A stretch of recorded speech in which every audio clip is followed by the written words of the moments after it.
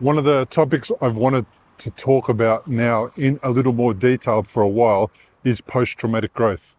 It is a topic that I touched on briefly in my book because ultimately that's what my book is all about. It's all about post-traumatic growth after a serious health incident. In my case, post-traumatic growth after 3 brain hemorrhages and surgery.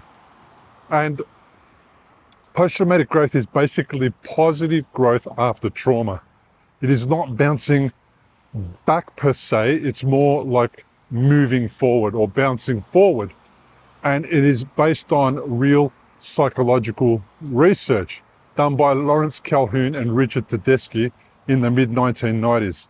So trauma is personal. What is traumatic to me may not be traumatic for you. It's basically anything that overwhelms your ability to cope. It can be emotional, it can be physical, or it can be mental. My story was pretty dramatic at the beginning, and what I didn't know was that I was going through post-traumatic growth while I didn't know about it. I didn't know that it was happening. It was occurring in my life, but I didn't know that it was happening, and I had nobody to tell me that even though I was going through a really terrible time and things were difficult, there was definitely post-traumatic growth occurring. And it would have been nice to know it. So I was struggling with grief, anxiety, and identity loss, just like most stroke survivors. And at some point, though, I started to notice changes like a deeper appreciation for life.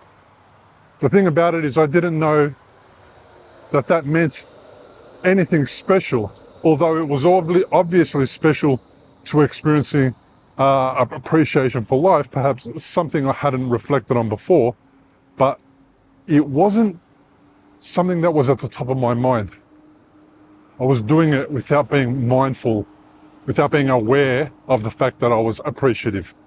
I mean, I nearly died, so I was just appreciative that I was alive and that I was still going to be around my family and my children. So Tedeschi and Calhoun coined the term post-traumatic growth in the 1990s, and they found that trauma can lead to transformation, and they identified the 5 domains of post-traumatic growth. Now, PTSD and PTG, post-traumatic growth, are not the same thing, and they are not opposites of each other. They are different. For example, PTSD equals fear, anxiety, and flashbacks. And a lot of the people who experience PTSD describe it as being right there in the moment when the traumatic event took place. They're reliving it on a regular basis or in times and moments that's unexpected. Now, post-traumatic growth equals a deeper meaning. It means gaining strength and finding deeper connections with other people that you didn't have before. And what's really interesting about it is that you can experience post-traumatic growth at the same time as you are experiencing PTSD. So because PTSD is not something that you're constantly always going through, it has moments of calmness. In those moments of calmness, people may not be aware that they are experiencing post-traumatic growth, and that from time to time, the post-traumatic growth provides sort of like a buffer between the previous traumatic triggering moment to the next traumatic triggering moment. But they can coexist together. So the growth in post-traumatic growth doesn't mean that the struggle goes away, that the struggle is over. It means that in amongst the struggle, call them the dark times or the difficult times, there are moments of light, there are moments of overcoming, there are moments of fighting back, there are moments of getting better and growing. You can grieve and grow at the same time, so it's not like you have to pause one thing and do the other thing. No, you can go through grief of losing the life you once had, but you can be very happy that you are achieving new things or overcoming challenges or seeing positive changes in your recovery and getting further ahead in your recovery than you were before. Okay, so let's talk a little bit about the 5 domains of post-traumatic growth. So the 5 domains of post-traumatic growth are as follows. First, it is appreciation for life. So basically the little things matter more. I went through that when I started to realize how lucky I was to be at home after the first, second and third bleeds, and to be still alive and to have access to all the tools that I had access to help me in my recovery journey. I also appreciated the little things more, like the kids being around and making noises and complaining and whinging and being teenagers while they were in the house and I was in recovery. See, they are things that I didn't think about I would miss if I wasn't around. And now that they have grown up in the last 10 years and moved out, I often reflect back to the time when I was grateful that they were upstairs and making noises in the middle of the night like teenagers would, and they're not there at home doing that anymore. So I very much am aware of those little things that I'm more appreciative about. Now, when they come home and we interact at dinner and we sit together as a family once more, it's an amazing time. It's probably the most fun time I could experience in my week. All the 4 of us, my wife, my 2 boys being together, it really is something that I appreciate more than I've ever appreciated it before stroke. I was just not aware that those were important things. I thought that they were silly things that kids did, and I had to make sure that they didn't step out of line and that they didn't do them at all. Rather than being understanding and giving them an opportunity to be children while trying to express my needs for them to not be so rowdy, I used to get really angry and I used to get really upset with the fact that they were up there being teenagers, like as if I wasn't any different when I was growing up and when I was a teenager. They were just being normal and I was seeing it through the lens of a grumpy old man. One of the other things that happened for me was that I started to see new possibilities that weren't there for me before. The old me is not this guy. The guy before stroke is not the guy that goes around creating vlogs.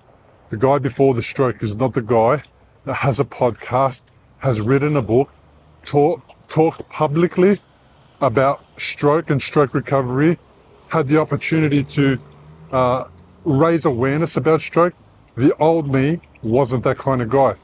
And all of a sudden, during my stroke recovery, I started to see these new possibilities. I'm not sure what it was, but I made the decision to start having experiences that I'd never experienced before. Perhaps I was afraid to experience it. Perhaps I didn't know if I would be judged if I experienced those things. I'm not sure why I never did them. They weren't in my radar. So when the opportunity came up after stroke, I thought, I'm going to experience life, all sorts of life, different versions of life that I'd never experienced before. And I was looking forward to be in a position where something new would come my way. And as a result, new things came my way. I was on the radio, I was on television being interviewed for the news. I was involved in a television commercial for the health insurance provider Bupa on behalf of the Stroke Foundation. I represented the Stroke Foundation at the Cancer Council, where they were talking about the risks of stroke and smoking. I just did all these things. New possibilities were coming out of everywhere. And the truth is, perhaps they were before, but before I would be most likely saying, no, that's not for me, or I don't do those kind of things. I didn't have an identity that was curious and was willing to do something new because I was afraid of judgment. I was afraid what other people would say, and I didn't want to experience that. And that probably leads to the next domain, which is personal strength, that I found a way to make it through. And I experienced this resilience that I hadn't had before. You know, when you come across somebody that says, I don't know how I would cope if I had to go through the things that you went through with your stroke. I used to be one of those guys. Oh man, you're amazing. You can do that. I don't think I could cope if I was going through what you were going through. Well, backed into a corner and with no other choice, I found personal strength that I didn't have before. I was able to grit my teeth and get tough and find a way to get through all of the difficult times. And that was an amazing thing for me to become aware that I was doing, because I never thought it was possible for me to be such a strong guy. One of the things that also came, which is the next domain, is improved relationships. So closer connections with my loved ones and people that I appreciated being in my life, and then new boundaries with people that perhaps were a little difficult for me to have around in my life and weren't really adding value. Maybe they were, the relationship was all about them, and my decision to create boundaries around myself with people like that improved my recovery. My relations improved in lots of areas. Firstly, with my children, I even went out of my way to apologize for all the silly things that I had done as a parent in the past before I become a stroke survivor. The relationship between my wife and I improved and strengthened, because whatever it was that we had been through before stroke, it was nothing compared to what we were going through now. Even at the time when I was in my hardest place, she was always around there. She was supporting me. And often she was supporting me by putting herself second. And that made me realize how loyal she was, and that helped to improve my connection with my wife. And it was an amazing experience. Again, I didn't know that this was part of post-traumatic growth. Now, the final domain, the fifth domain, and these domains are in no particular order, was spiritual or existential change. And people who go through something traumatic will often rethink their beliefs and their life's purpose. And I was definitely rethinking my life's purpose. Now, my beliefs didn't change much, but I asked myself, just briefly, I asked myself, why me? And then the quick response that I got, the answer was, why not me? And that response, that why not me response, was the one that really got me moving into a different positive direction. I realized that I wasn't somebody special, that I was going to go through life without being impacted negatively by something in my life. I realized I was not the kind of person who was going to be unscathed about life, if you like. And that kind of made me grow up a little bit, and it made me realize that I need to prepare for the worst. I need to expect the best, but prepare for the worst. And that's what I went about doing. I went about preparing myself for the worst possible situation so that I would be in a better position to respond positively if I had ever found myself in a negative situation again. My spiritual beliefs didn't change much. I didn't attend church more or anything like that. But I did wonder and consider whether or not there was a God and what God had in store for me. And I did accidentally stumble into my purpose. And I didn't realize that I was stumbling into my purpose. I didn't realize that I was going down that path at all. But all the steps I made to connect with stroke survivors, share my story, share the things that I had learned about stroke and stroke recovery, meet new people, start the podcast, and share about the book, made me realize that I was on my purpose, that I had found my purpose in life. And I thought that I had a purpose in life before stroke, which was my family and my children. but that was quite a shallow purpose. Clearly very important to have that part of your life as part of your overall purpose, but it's too narrow. It's only about me and them. It's not about other people. And I think everybody's purpose in life is really something that emerges by doing something for somebody that you expect nothing in return for. And while you are doing these things, you might find yourself on purpose, but it's not what you set out to do. So overthinking it and trying to come up with why am I on this planet, what's the point of being on this planet, is not going to help you find your purpose. You're going to find your purpose by basically just doing things to help other people that you expect nothing back in return. And I found my purpose. And it was around episode 70 when I really had that aha moment, and I said, I think stroke's the best thing that happened to me, because all these 5 domains of post-traumatic growth had become apparent to me. I had appreciation for life. I was exploring new possibilities. My personal strength was stronger and more resilient than ever before. My relationships had improved, and I had experienced spiritual growth and existential growth. I started to discover my why, and that was something that I had never stumbled across before. Even though I didn't realize that those 5 things make it that even though I didn't realize that those 5 things are part of post-traumatic growth, because I didn't have the term or the word for it yet, that's exactly what it was that I experienced. So you may have noticed in this video that you are experiencing some of the signs of post-traumatic growth. You may have noticed that your values and priorities after stroke have shifted, and so they should.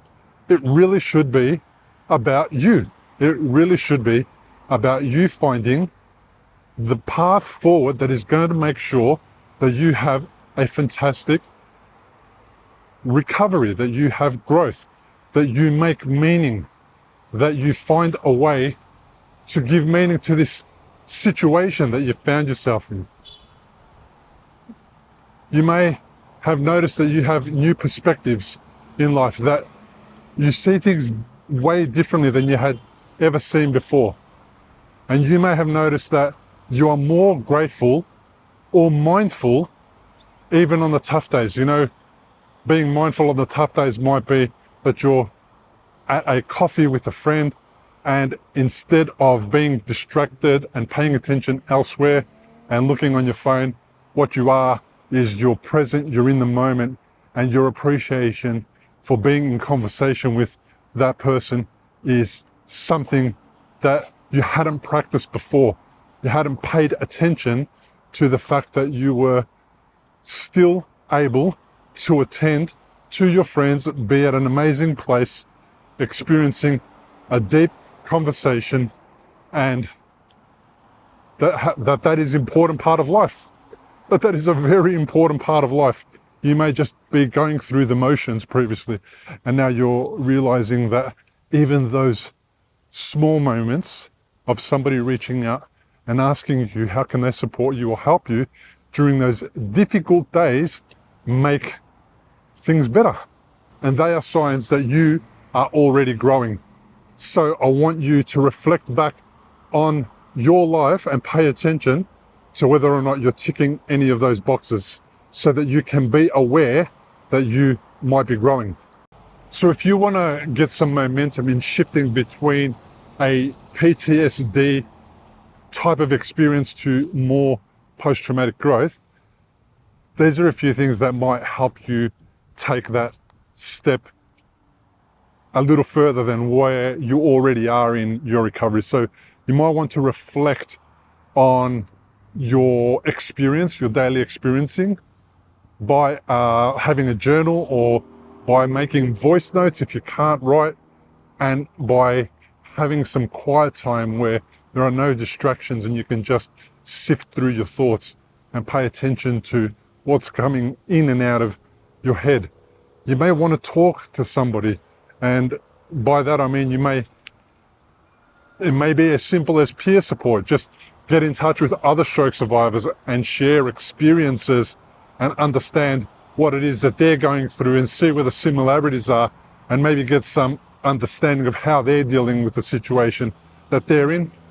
But then also you might want to get professional support, which is something that I did a lot of. I got professional support and I spent a lot of time in therapy, because what I found with therapy was it's non-judgmental. I can go there as myself, and if the counselor is any good, they will allow me to be myself. They won't judge me, and they will allow me to express myself in all the weird and wonderful ways that I might, and perhaps offer things for me to reflect on and tips and tools to help me look at the way that I'm going about my life, perhaps look at the way that I'm talking to myself, support me in changing some of the conversations that I'm having in my head, and give me an understanding of why people behave the way that they do after stroke.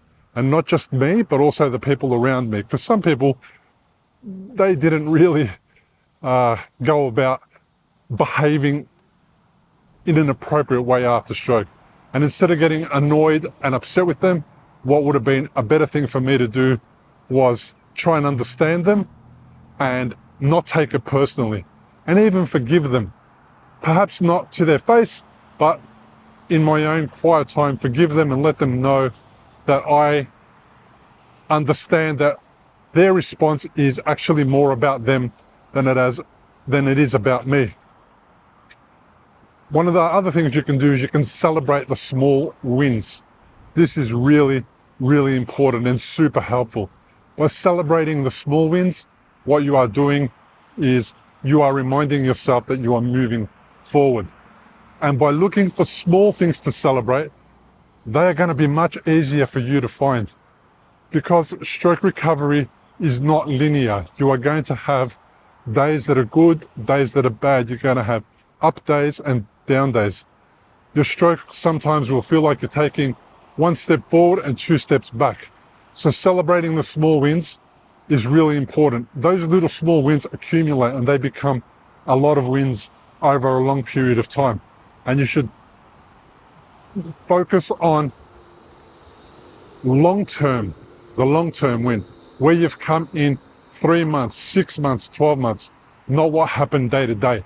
It's too short of a time to pay attention to how your recovery is going, because you might be paying attention on a day when things were not so good, where you weren't feeling great and you felt like recovery wasn't going forward.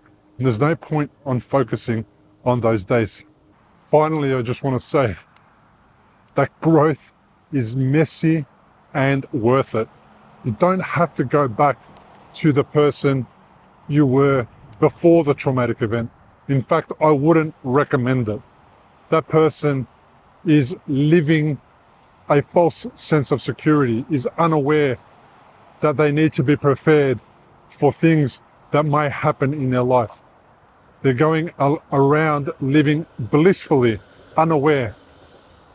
And while that may seem like a good idea, it means that sometimes that can catch us out, and being blissfully unaware gets in the way of us responding in an appropriate manner to a traumatic event.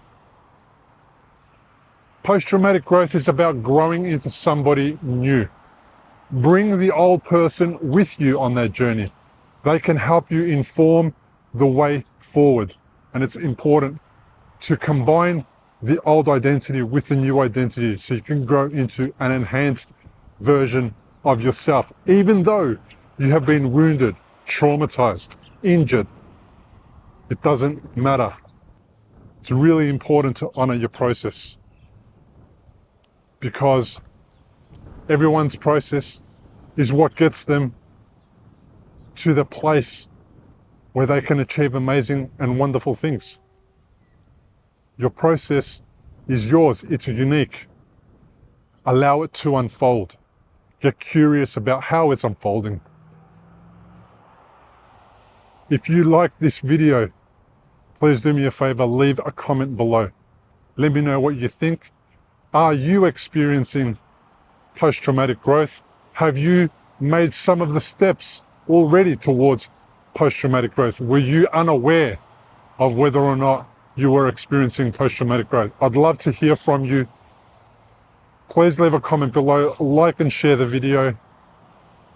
See you on the next one.